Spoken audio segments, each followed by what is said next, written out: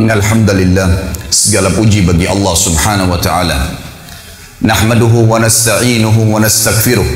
Hanya kepadanya kita memuji, meminta pertolongan serta bertaubat dari dosa-dosa kita.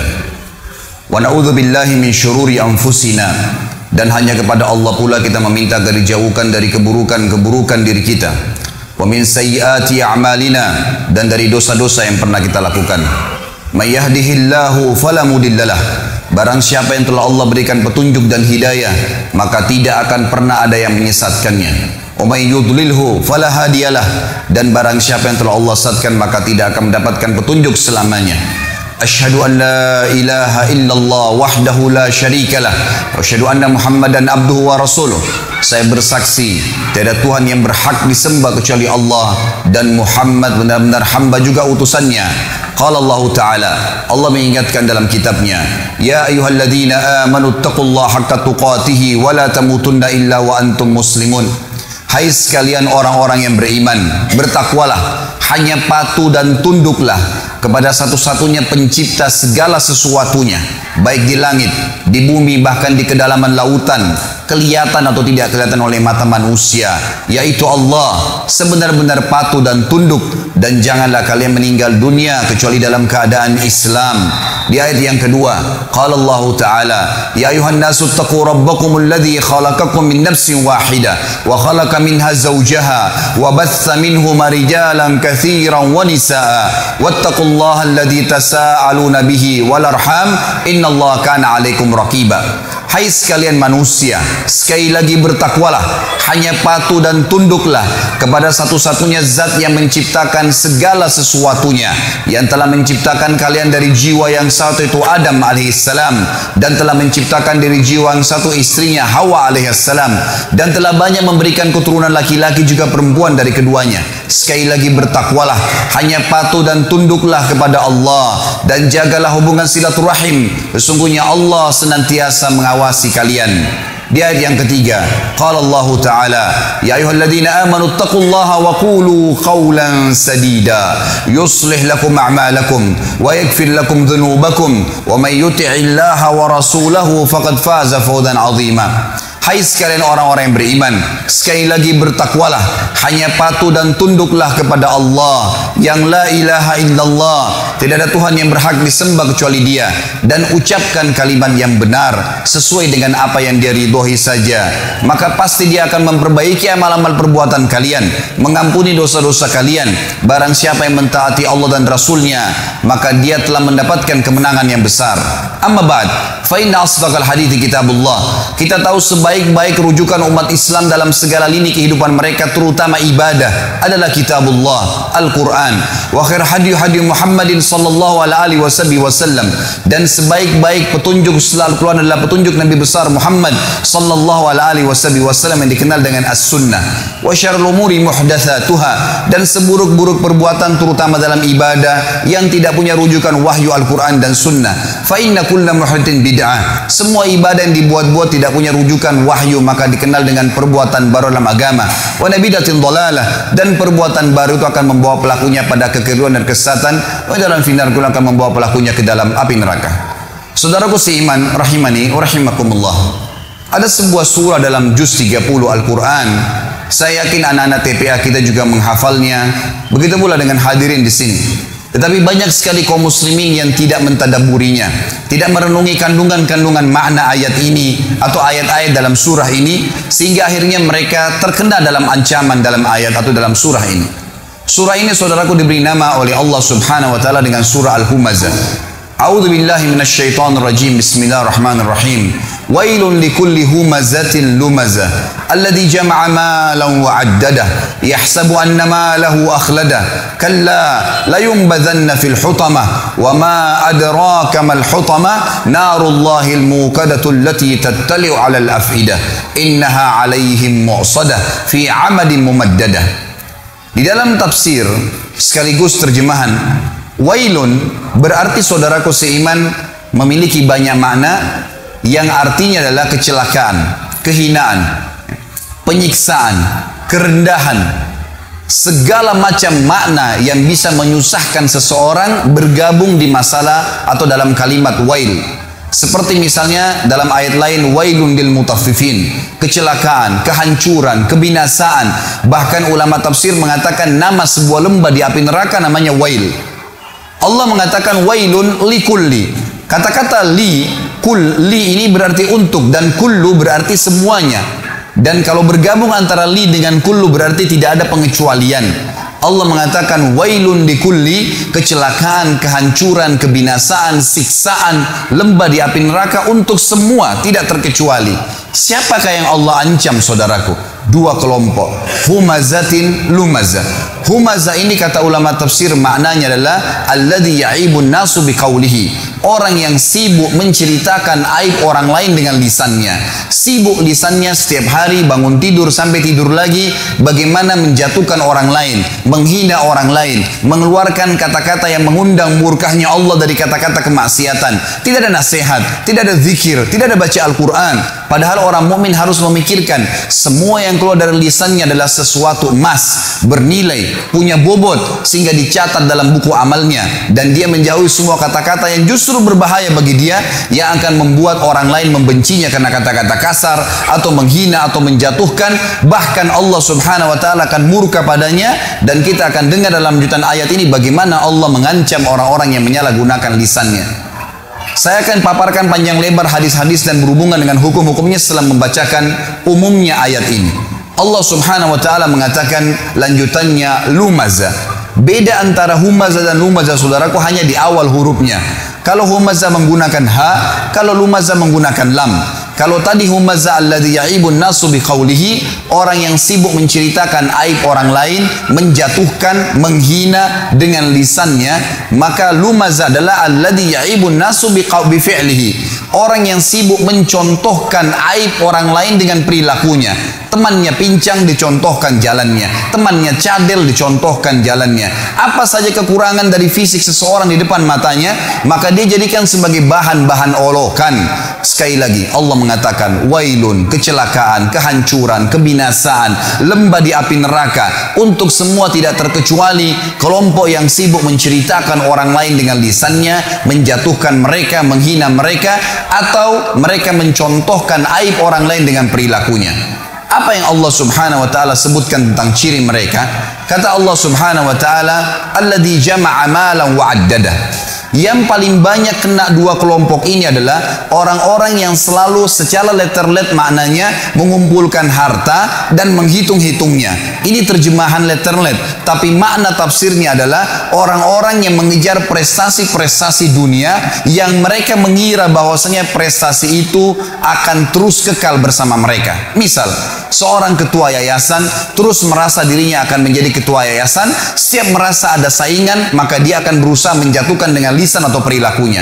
Setiap orang dicalonkan menjadi wakil rakyat, maka dia akan terus mencari aib lawannya tadi dengan cara terus menjatuhkan dia dengan lisan dan juga dengan perilakunya, dan seterusnya. Semua ini adalah hal-hal yang diancam oleh Allah subhanahu wa ta'ala. Di dalam Islam, saudaraku, kita sangat ditekankan untuk selalu bersyukur kepada Allah kalau seandainya ada sesuatu aib pada diri orang, muslim atau non muslim, untuk bersyukur kepada Allah karena tidak ada pada diri kita. Sebagaimana sabda Nabi SAW di dalam sebuah hadis yang sahih, beliau mengatakan terjemahannya, kalau kalian melihat aib pada diri seseorang yang tidak ada pada diri kalian, ucapkanlah alhamdulillahilladzi afani mimma btala bihi wa faddalani ala katsiri mimma khalaqa tafdhila. Segala puji bagi Allah yang telah menyelamatkan saya atas apa yang dicobakan kepada orang ini, dan telah memberikan kepada saya kelebihan dengan kelebihan-kelebihan yang banyak. Bukan justru menjatuhkan, bukan justru menjadikan sebagai senjata untuk menghina orang lain atau bahkan menceritakan aib tersebut kepada orang lain. Saudaraku, menceritakan aib yang ada pada diri seseorang, kalaupun ada, namanya ghibah dalam agama Islam, dan hukumnya haram, tidak boleh. Kata Nabi SAW waktu ditanya apa itu ghibah oleh seorang sahabat, beliau mengatakan, engkau menyebutkan tentang saudaramu yang dasarnya ada padanya dan dia tidak suka diceritakan hal tersebut. Sementara kalau tidak ada padanya, namanya fitnah, dan fitnah lebih besar daripada pembunuhan dosanya.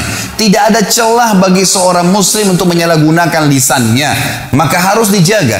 Ini contoh, dan Allah sebutkan mereka paling banyak mengejar prestasi dunia. Sementara saudaraku, dunia ini semuanya hanya kemasan dan kiasan. Apa bedanya antara seseorang yang tidur di emperan jalan, yang tidak menggunakan kasur, selimut, cuma berlapiskan tanah saja, dan bajunya apa saja yang ada di badannya, dengan orang yang tidur di ranjang yang ratusan juta, rumahnya dari marmer semuanya? Apa kira-kira bedanya antara dua orang ini? Demi Allah, hanya kemasannya saudaraku, kemasan duniawi. Tujuannya sama saja, tidur. Apa bedanya antara orang yang makan di daun pisang dengan orang yang makan di piring emas? Kemasan dunianya yang berbeda, tujuannya makan sama. Jangan sampai kelebihan kemasan yang Allah berikan kepada kita karena kelebihan fisik, karena adanya kemasan kendaraan, kemasan yang diberikan oleh Allah Subhanahu wa taala, lalu akhirnya membuat kita melanggar pemberi nikmat itu, Allah Subhanahu wa taala, yang melarang kita justru menjatuhkan orang lain. Kata Nabi SAW, lawan daripada menjatuhkan orang adalah tawadu, merendah. Dalam hadis Bukhari kata Nabi SAW, man tawadha lillah rafa'ahullah. Justru siapa yang merendah kepada Allah tuh karena Allah, Allah akan tinggikan derajatnya. Hasan Basri rahimahullah ditanya oleh beberapa ulama-ulama Basra pada saat itu, pada saat mereka mendefinisikan apa itu tawadu, apa itu merendah, supaya kita tidak jatuhkan orang lain. Maka mereka memberikan definisi beragam macam. Lalu Hasan Basri mengatakan, kalau menurut saya adalah, jangan pernah kau lihat siapapun orang muslim di depan matamu, kecuali kau pastikan dan katakan dalam dirimu, dia lebih baik daripada saya. Kalau dia lebih tua, katakan orang ini lebih dulu mengenal Islam dari saya, maka pasti lebih banyak pahalanya. Kalau dia lebih muda, katakanlah bahwasanya dia lebih muda dari saya sehingga dosanya lebih sedikit dan Allah lebih muliakan dia. Terus kita merendah di mata Allah Subhanahu wa taala, Allah akan tinggikan derajatnya orang seperti ini. Saudara, selanjutnya Allah mengatakan ancamannya datang. Waktu Allah mengatakan wailun likulli humazatin lumaza, kecelakaan, kehinaan, kebinasaan, lembah di api neraka untuk semua orang yang selalu menceritakan aib orang lain dan mencontohkan perilaku mereka, yang mereka ciri-cirinya selalu mengejar prestasi-prestasi dunia. Yahsabu annama lahu akhlada, ya. Allah Subhanahu wa taala mengatakan setelah itu mereka mengira prestasi dunianya akan mengekalkannya di dunia. Kalla, tidak mungkin. La yumbadzanna fil hutama, pasti mereka-mereka ini akan dilemparkan ke dalam hutama. Allah lanjutkan, wa ma adraka mal hutama, tahukah kalian kenapa harus kalian takut, khawatir jangan sampai masuk ke hutama itu? Narullahil muqada, apinya Allah yang muqada. Kata para ulama tafsir, muqada maknanya adalah mushtailah, yang berkobar-kobar. Teman-teman sekalian, renungi makna ini. Kalau seseorang di antara kita mengambil korek gas yang biasa dipakai bakar oleh teman-teman kita mungkin yang masih merokok, kalau dia bakar jarinya 10 detik saja, jari dibakar dengan api yang kecil sudah memar kalau 10 detik. Kalau 1 menit teman-teman sekalian sudah cukup untuk membuat matang tangan itu dan perlu operasi untuk diperbaikin. Bagaimana dengan api yang berkobar-kobar? Banyak orang tidak merenungi masalah ini, tidak memikirkan. Tetangga saya pernah mengalami kebakaran di kota Makassar pada saat itu beberapa tahun lalu. Saya coba ingin membantu saja, tiba-tiba ada api yang sangat besar menyambar di depan mata saya, dan saya membayangkan bagaimana kalau api itu subhanallah menyambar tubuh saya bisa hangus seketika pada saat. Tapi alhamdulillah Allah masih selamatkan. Tapi saya jadikan sebagai pelajaran, api yang berkobar teman-teman sekalian luar biasa. Kalau membakar maka akan menghanguskan tubuh seseorang. Allah mengatakan narullahil muqada, apinya Allah yang berkobar-kobar. Cukup sampai situ? Ternyata tidak. Allah masih sambung lagi. Allati, yang api itu tattali'u alal afidah. Sifatnya api itu kalau dibakar kakinya penghuni neraka nanti yang humaza dan lumaza ini akan membakar sampai ke jantungnya. Orang Arab mengatakan dalam bahasa Arab teman-teman sekalian, kalau dia melihat sesuatu, dia mengatakan ra'aitu, saya sudah melihatnya. Kalau sesuatu itu sangat dekat dan mudah dijangkau. Tetapi kalau orang Arab ingin melihat sebuah benda, misal di pinggir lautan, ada benda yang sangat jauh di seberang pulau sana, atau dia di atas gunung, dia ingin melihat sesuatu yang jauh, dan itu jarang dilihat orang-orang lain. Kemudian berhasil matanya melihat, maka dia akan menggunakan kalimat ittala'tu. Saya berhasil melihatnya, target yang sudah susah dilihat oleh orang lain. Makanya dalam baca buku pun dikatakan ittala'tu, Saya berhasil melihat sesuatu informasi yang saya butuhkan. Allah menggunakan kosakata ini. Sifat neraka tadi, api yang berkobar-kobar, hutama itu, kata Allah, allati yang tattali'u ittala'a, sampai pada target alal afidah, ke jantung manusia. Kata para ulama tafsir, kalau dibakar kakinya langsung ke jantungnya terbakar. Padahal kalau rasional kita datangkan manusia dan dibakar, teman-teman sekalian, yang terakhir terbakar jantungnya karena diselimuti oleh kulit, otot, tulang dan seterusnya. Cukup sampai situ? Tidak lagi. Allah masih sebutkan agar orang betul-betul meninggalkan perbuatan buruk ini. Setelah dikatakan allati tattalu alal afida, innaha, sesungguhnya api itu, alaihim muqsadah, terhadap mereka melengket atau melekat. Muqsadah bahasa lainnya adalah multasiqah, melekat. Kalau ada api, teman-teman sekalian, kita dilemparkan, disemprotkan api, lalu api itu tertarik kembali, kita rasakan panasnya tapi cuma sebentar. Tetapi kalau tubuh kita diberikan bensin lalu disemprotkan api sehingga api itu melekat di tubuh kita, maka akan terus terasa panasnya, per detiknya terasa panas. Maka Allah menggunakan kalimat ini. Api neraka utama tadi itu bukan hanya berkobar-kobar, tapi pada saat disemprotkan ke tubuh seseorang nanti, naudzubillah, yang melanggar melakukan dua perbuatan ini, apinya akan melengket ke tubuhnya sampai terbakar, baru padam api tersebut. Diulangi lagi, begitu terus, tidak akan pernah habis sampai dosanya dibersihkan oleh Allah Subhanahu wa taala. Dan ingat, ancaman ini berlaku bagi seorang muslim yang dengan syahadatnya pun dia sudah bisa masuk surga sebenarnya, tapi akan dimasukkan ke neraka. Dan ini baru satu jenis siksaan karena bahaya lisan dan contoh perilaku. Belum bicara masalah dosa zina, belum bicara masalah dosa riba, belum bicara masalah dosa durhaka dengan orang tua, ditambahkan azab-azab kepada mereka. Sangat konyol kalau orang mengatakan tidak ada masalah, saya disiksa dulu neraka, toh akhirnya saya akan masuk ke dalam surga. Ini perkataan syaitan yang akan menyesatkan setiap mukmin yang akhirnya menganggap remeh dosa. Subhanallah, Allah mengatakan sungguhnya api itu sampai ke dalam jantung manusia dan api itu melengket pada mereka. Inna alaihim muqsadah. Tidak cukup sampai situ, teman-teman sekalian. Allah menutup surah ini dengan kalimat, kata ulama, yang luar biasa. Kalimat ini menandakan siksaan yang luar biasa, tidak bisa dibayangkan. Fi amadin mumaddadah, kata Allah, dan mereka akan diikat di tiang-tiang yang bergelantungan. Kata ulama tafsir, penutupan surah ini luar biasa kalau orang memahaminya. Rasionalnya begini, kalau masjid ini kita tutup semua, tidak ada lubangnya sedikit pun, lalu kemudian kita bakar dengan api, teman-teman sekalian, ada orang yang mau dibakar di sini, nggak diikat di tiang, dibiarkan dia berlari-lari sana sini, tapi penuh dengan api ruangan ini. Pasti dia akan mati terbakar, tapi ada jeda pada saat dia lari ke sana, dia lari ke sini, ada jeda, dia tidak rasakan panasnya api. Kalau ada orang kita ikat di tiang masjid ini, lalu kita bakar, ditutup semuanya, dia nggak bisa lari karena terikat, juga masih ada jeda di mana dia bisa menginjak-injakkan kakinya ke lantai sehingga api dari bawah kakinya padam. Memang dia terbakar, tapi masih ada jeda di mana dia tidak rasakan panas. Tetapi teman-teman sekalian, renungi makna ayat ini, namanya tadabbur, mengambil hikmah dan hukum yang Allah inginkan. Kalau kita tancapkan tiang di atas atap masjid ini, ditancapkan tiang seperti misalnya tiang lampu yang besar, lalu kita ikat seseorang di situ, kemudian dibakar ruangan ini, dia bergerak kiri kanan pun tetap akan merasakan panasnya api siksaan tersebut per detiknya. Dan ini kata ulama adalah makna yang luar biasa, mengandalkan sudah cukup seorang muslim meninggalkan dosa ini, saudara.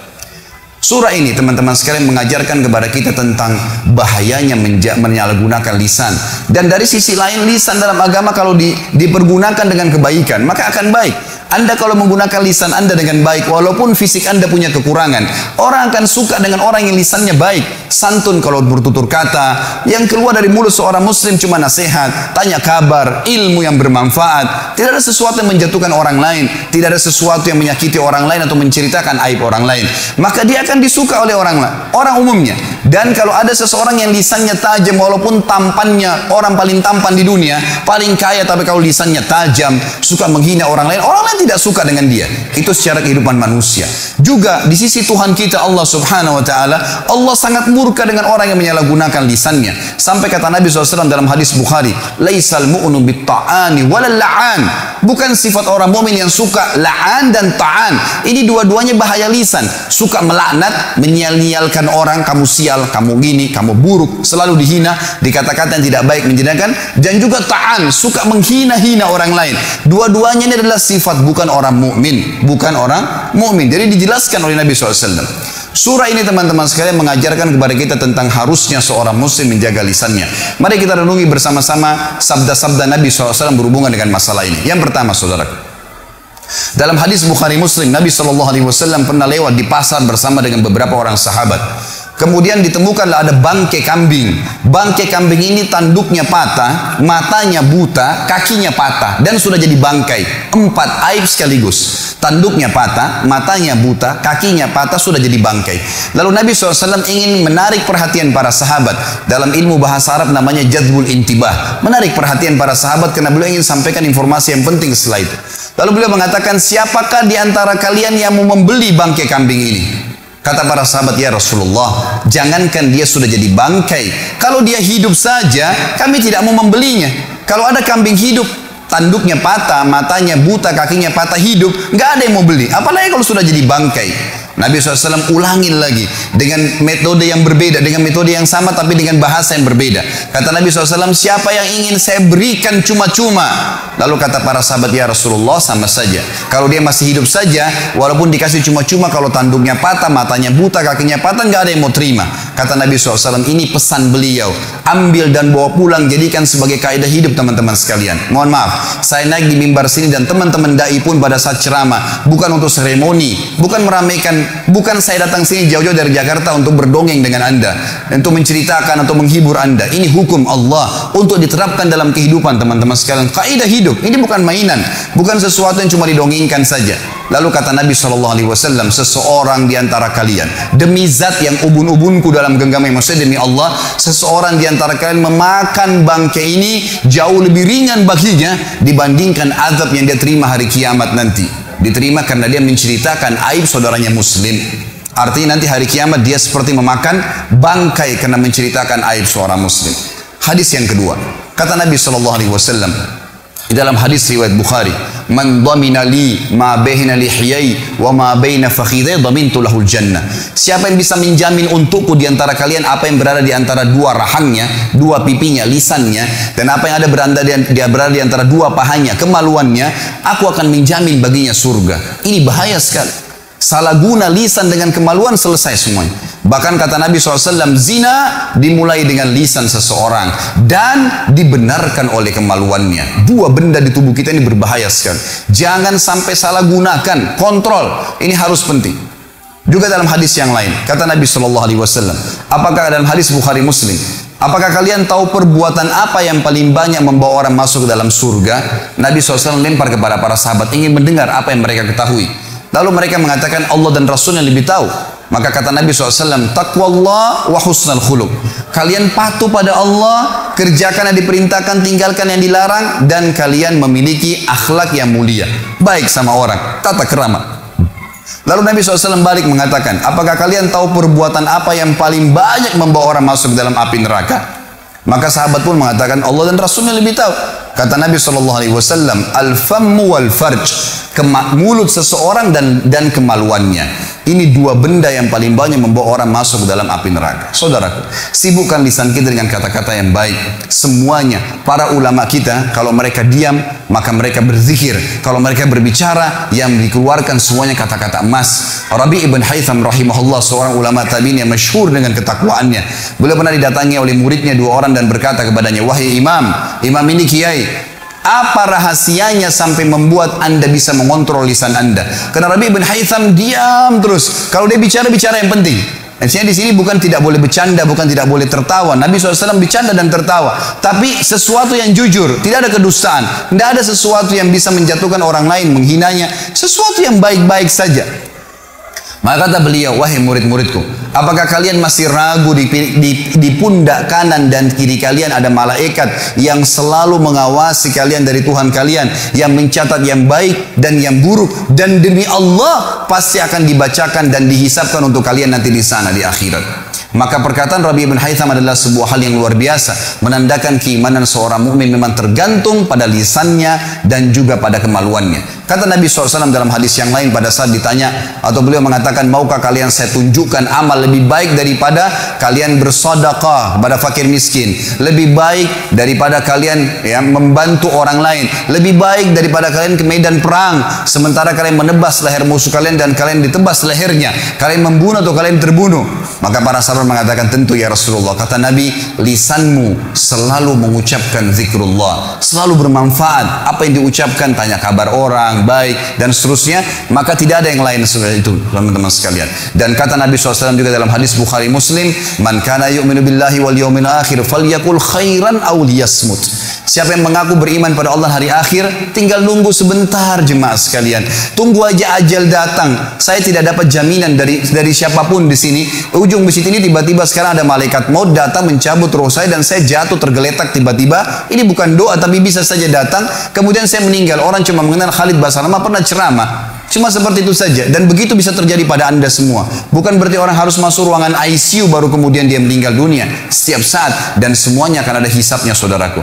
Maka kata Nabi SAW, siapa yang mengaku beriman pada Allah dan hari akhir, maka dia hanya mengucapkan yang baik saja. Yang Allah ridhahi yang baik. Gitu kan? Atau dia diam. Tidak usah ucapkan yang lainnya. Maka harus kita ambil pelajaran, dan tentu masih banyak hadis berhubungan dengan masalah ini, tapi saya rasa saya cukupkan dengan ini, saudaraku. Saya tutup khutbah kita ini dengan adanya beberapa poin yang boleh dilakukan tapi tidak termasuk dalam hal yang dilarang. Pertama, saudaraku, kata ulama adalah al-istifta. Kalau anda meminta fatwa kepada seorang alim ulama, maka boleh menceritakan sesuatu tapi niatnya memang ingin mendapatkan hukum syar'i. Maka ini dibolehkan. Misal suami istri bertengkar, istrinya tidak pakai jilbab, lalu suaminya datang mengatakan kepada seorang kiai, ustadz, dai, mengatakan, ustadz, kiai, maaf, istri saya tidak mau pakai jilbab. Ini aib, nggak boleh diceritakan. Tapi dia mau tahu hukumnya, apa yang harus saya lakukan? Saya sudah nasihatin berapa kali tidak mau dengar. Apa saya ceraikan atau saya pertahankan? Hukum syar'i.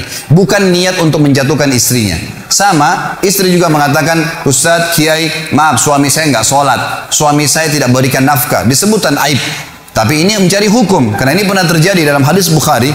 Hindun radhiyallahu anha, istri Abu Sufyan setelah masuk Islam, pada saat pembebasan kota Mekah, dia mengatakan, ya Rasulullah, Abu Sufyan orang yang sangat pelit, selalu perhitungan, dia tidak mau tahu saya makan dari mana dengan anak-anak saya. Maka apakah boleh saya mengambil sebagian hartanya untuk memenuhi kebutuhan saya? Tapi di sini Hindun mengatakan apa kepada Nabi SAW? Abu Sufyan orang yang pelit, itu aib. Tapi harus disampaikan karena mau tahu hukumnya. Maka kata Nabi SAW, ambillah yang cukup untuk kebutuhan nafkamu dan jangan lebihkan. Jadi kalau istifta dibolehkan. Tapi ingat, meminta fatwa betul-betul murni niatnya itu. Bukan karena mau cari fatwa kemudian ditunggangi sekaligus untuk menceritakan aib seseorang. Yang kedua, saudaraku, yang dibolehkan adalah istinsah. Istinsah ini minta nasihat atau menasihati. Misal, si A datang kepada saya ingin melamar anak. Misal saya punya anak perempuan dilamar. Atau si A mendatangi si B. Si B ini tidak mengenal si A. Si A ingin melamar anak si B. Lalu si B datang kepada si C dan bertanya padanya, si C, apa kau kenal si A ini? Maka si C kebetulan kenal baik si A. Di sini dia boleh mengatakan, setahu saya dia tidak sholat, setahu saya dia mabuk, setahu saya dia begini. Sebatas dia tahu saja, agar jangan sampai si B terjerumus dalam kejahatan si A. Atau sama orang ingin mengajak bisnis misalnya, bagaimana caranya si A datang kepada si B, tolong berikan saya modal, ini proposal saya. Tapi si B tidak mengenal dia. Dia datang kepada si C bertanya, bagaimana menurut kamu tentang si A? Maka dia pernah tahu dan dia betul-betul memastikan itu bukan dikarang-karang. Dia mengatakan, setahu saya dia sering utang tidak bayar, setahu saya dia orangnya tidak jujur. Sebatas itu saja, tidak niat sekalian ditunggangi untuk menceritakan aib orang itu. Maka ini dibolehkan karena masuk dalam istinsah, sesuai dengan sabda Nabi SAW, ad-dinun nasihat, agama harus saling menasihatin. Dan hadis Nabi SAW juga yang berbunyi, unsur akhaka zaliman aw madluma, tolong saudaramu dalam keadaan dia zalim atau dia berbuat atau dia terzalimi. Kata para sahabat, ya Rasulullah, bagaimana saya bisa menolong saudara saya yang berbuat zalim? Kata Nabi SAW, kau luruskan kesalahan yang sedang dia lakukan. Jadi masuk dalam perkataan ini. Yang ketiga, teman-teman sekalian, adalah istirsyad. Istirsyad ini memberikan petunjuk. Beda tadi dengan nasihat, ini petunjuk. Contohnya begini supaya mudah difahami. saya janjian dengan seseorang di Masjid Baitul Ma'mur. Pada saat saya janjian, saya belum pernah ketemu sebelumnya dengan orang tersebut. Lalu kemudian saya ceritakan saya pakai baju warna biru. Bapak teman saya itu mengatakan saya pakai baju warna putih. Baiklah, saya masuk ke masjid, kemudian saya telepon, ternyata HP-nya mati. Ini cuma contoh saja. Saya masuk masjid, saya cari mana ya Bapak Fulan nih. Kemudian saya tanya, ada satu orang marbot masjid, saya tanya, mana si Bapak Fulan? Dia menunjuk, oh di saf pertama di sebelah kiri sana. Pada saat saya lihat di sana, ternyata banyak teman-teman muslim yang pakai baju putih. Saya nggak tahu yang mana nih orangnya. Maka saya tanya lagi, yang mana orangnya? Kemudian dia harus menyebutkan tentang cirinya supaya saya bisa tahu. Maka dia mengatakan itu orang yang baju putih, yang badannya gemuk, yang kepalanya botak, misal, atau yang rambutnya panjang. Dia menyebutkan ciri khasnya supaya saya bisa tahu, dan tujuannya betul-betul istirsyad, memberikan petunjuk. Kalau tidak maka akan masalah. Ada seseorang mau beli rumah, lalu ditanya, rumahnya si Fulan yang mau dijual di mana? Anda silakan lurus, belok kiri, paling pojok sebelah kanan rumahnya. Orang itu ke sana, dia nggak temukan, lalu dia balik, saya nggak dapat, yang mana ya? Lalu saya bilang, rumah yang atapnya sedikit mau rubuh, pagarnya terkelupas, ada aib yang disebutkan. Maka ini tidak masuk karena ingin memberikan petunjuk. Sekali lagi, innamal a'malu binniyat. Allah tahu niat Anda dalam hati, maka niatnya memberikan petunjuk murni. Dan yang terakhir teman-teman sekalian adalah al-kuna wal alqab, julukan. Kalau seseorang terkenal dengan julukannya dan dia tidak marah dengan julukan itu, maka boleh disebutkan. Seperti misalnya banyak ulama-ulama hadis termasuk guru-guru Imam Bukhari dan imam-imam besar, maka ada seseorang yang kalau jalan pincang, namanya Abdurrahman, dan orang yang perawi hadis banyak orang namanya Abdurrahman, maka disebutkan di dalam sanad hadis Al-A'raj, orang yang pincang, gitu ya. Ternyata dia punya nama memang, tapi karena banyak orang bernama Abdurrahman pada saat itu, diberikanlah julukan dia, dan dia tidak marah dengan julukan itu. Saya kasih contoh lain. Di Masjid Baitul Ma'mur misalnya diiklankan habis sholat Jumat ada Bapak Ahmad, maaf kalau ada yang sama namanya, kita cuma kasih contoh. Bapak Ahmad, ada dua orang Ahmad di masjid kita. Yang satu penjual kambing, yang satu penjual mobil. Lalu diiklankan, salah satu dari Bapak Ahmad ini mengundang jemaah untuk makan. Maka diiklankanlah, Bapak Ahmad mengundang makan siang di rumahnya. Jemaah pada nggak tahu Ahmad siapa nih. Lalu kemudian maruf masjid mengatakan Ahmad kambing misalnya, atau Ahmad mobil. Dia terkenal dengan julukan itu, dan dia tidak pernah marah, bahkan dia senang kalau dipanggil dengan julukan tersebut. Maka ini tidak masuk dalam hal yang dilarang tadi, saudaraku seiman. Aqulu qauli hadza, saya sudah mengucapkan perkataan saya ini. Wa astaghfirullah li wa lakum, dan saya beristighfar kepada Allah dan untuk jemaah sekalian kalau memang ada hal-hal yang salah, fastaghfiruhu innahu huwal ghafurur rahim. Beristighfarlah karena Allah Maha menerima taubat hamba-hambanya.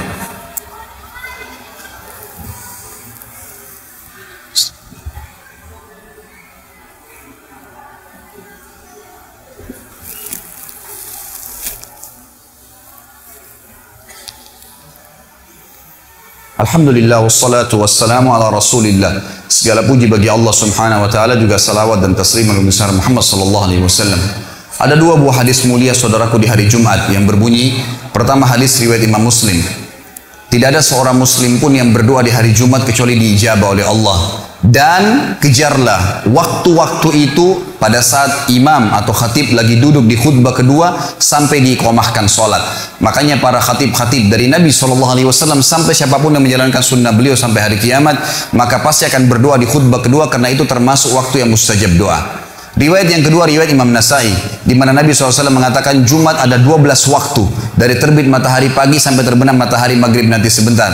Maka tidak ada seorang muslim pun yang berdoa di waktu-waktu itu kecuali diijabah sama Allah. Dan lebih banyak berdoa setelah asar sampai terbenam matahari. Maka jangan kita sia-siakan dua waktu yang mulia ini. Mari kita hadirkan hati dan pikiran kita berdoa kepada Allah, semoga Allah ijabah doa kita. Alhamdulillahirrabbilalamin. Kami memujimu ya Allah sebagaimana layak kau dipuji. Ya Allah, engkau lah yang menciptakan semua yang di langit, semua yang di bumi, dan semua yang di kedalaman lautan, kelihatan atau tidak kelihatan oleh mata kami. Kami mengimani keberadaanmu secara gaib ya Allah, dan kami memuji kepadamu atau untukmu sebagaimana layak kau dipuji. Dan kami memberikan salam hormat kami, salawat dan taslim kepada Nabi besar Muhammad SAW, sebagaimana engkau telah memberikan salam kepadanya bersama dengan malaikatmu. Ya Allah, ampunilah kami, kedua orang tua kami, seluruh kerabat kami, seluruh muslimin dan muslimat, mukminin mukminin dan mukminat yang masih hidup dan juga yang sudah meninggal. Ya Allah, kami hamba-hambamu hadir di masjid yang mulia ini. Tidak ada niat lain kecuali untuk menjalankan perintahmu. Maka jadikanlah pertemuan kami pertemuan yang penuh dengan rahmat dan pengampunan, serta perpisahan selain perpisahan yang penuh dengan berkah, dan Engkau luaskan rezeki kami. Ya Allah, sembuhkanlah orang-orang sakit di antara kami. Angkatlah semua permasalahan orang-orang yang sedang ditimpa permasalahan. Lunasilah utang orang-orang terlilit utang. Dan juga ya Allah, tolonglah saudara-saudara kami di Palestina, di Syria, di Yaman, di Irak, di mana pun mereka berada, yang sedang tertindas ya Allah. Kami tidak memiliki daya dan kekuatan kecuali doa kami, dan kami yakin doa adalah senjata kami. Maka kami panjatkan kepadamu, berikhlaskanlah niat-niat mereka. Terimalah para syuhada mereka, kokohkanlah telapak-telapak kaki mereka, serta partisipasikanlah kami bersama mereka di pahala, baik dengan doa, dengan harta, juga dengan jiwa kami. Dan ya Allah, kami memohon kepadamu dengan kemahamurahanmu untuk menyatukan kami semua di surga firdausmu tanpa hisab, sebagaimana yang Kau satukan kami di masjid yang mulia ini. Wassallallahu ala nabiyina Muhammadin walhamdulillahi rabbil alamin. Inna Allah ya'muru bil adli wal ihsan. Sadarilah jemaah sekalian, Allah selalu menyuruh kita berbuat kebaikan, kepatuhan. Wa yanha 'anil fahsya'i wal munkari wal baghi. Allah selalu larang perbuatan mungkar, keji dan dosa. Ya'idzukum la'allakum tadhakkarun. Itu peringatan dari Allah, jadikan sebagai prinsip hidup kalian. Fadhkurullahal 'azima yadhkurkum. Ingat selalu Allah, Allah akan ingat kepada kalian. Washkuruhu ala ni'ami yazidkum. Syukuri nikmatnya, pasti dia akan tambah. Tinggal ucapkan alhamdulillah saja, pasti akan ditambah nikmatnya. Wala dzikrullahi akbar. Mengingat Allah adalah amal yang paling besar.